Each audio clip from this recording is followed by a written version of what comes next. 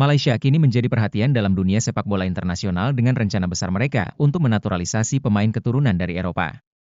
Rencana ini bertujuan memperkuat tim nasional dalam menghadapi kualifikasi Piala Asia yang akan segera dimulai. Tunku Ismail, pemilik klub Johor Darul Ta'zim, menyebut bahwa proses identifikasi pemain telah selesai, dan saat ini pengurusan paspor tengah dilakukan agar para pemain tersebut bisa segera bergabung dengan skuad Harimau Malaya. Beberapa nama pemain keturunan yang berkarier di Eropa mulai disebut-sebut sebagai kandidat utama. Para pemain ini dikenal memiliki pengalaman bermain di liga-liga kompetitif Eropa, yang diharapkan dapat memberikan kontribusi besar dalam meningkatkan kualitas permainan tim nasional. Namun, tantangan besar muncul karena tidak semua klaim keturunan dapat dibuktikan. Sebagian pemain yang disebut bahkan membantah memiliki darah keturunan Malaysia, sehingga Federasi Sepak Bola Malaysia harus melakukan verifikasi ketat untuk memastikan kelayakan mereka. Keputusan untuk menaturalisasi pemain keturunan ini mencerminkan ambisi besar Malaysia untuk meningkatkan daya saing mereka di kancah Asia. Dengan melihat rivalitas di kawasan Asia Tenggara, langkah ini dianggap strategis, terutama ketika negara-negara seperti Indonesia dan Thailand juga semakin kompetitif.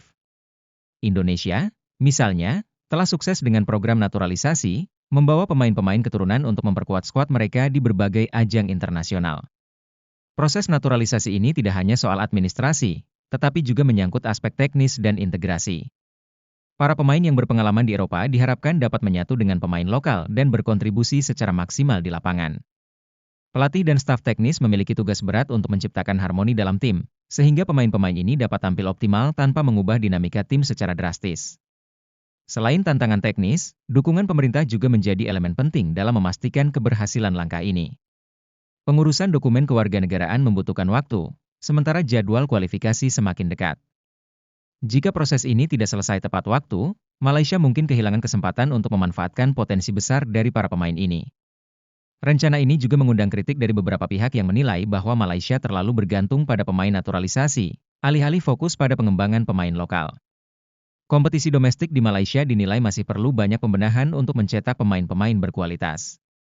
Oleh karena itu, langkah ini harus diimbangi dengan investasi jangka panjang pada pembinaan sepak bola lokal agar manfaatnya tidak hanya bersifat sementara. Langkah naturalisasi ini menunjukkan bahwa Malaysia berambisi untuk menjadi kekuatan yang lebih besar di sepak bola Asia.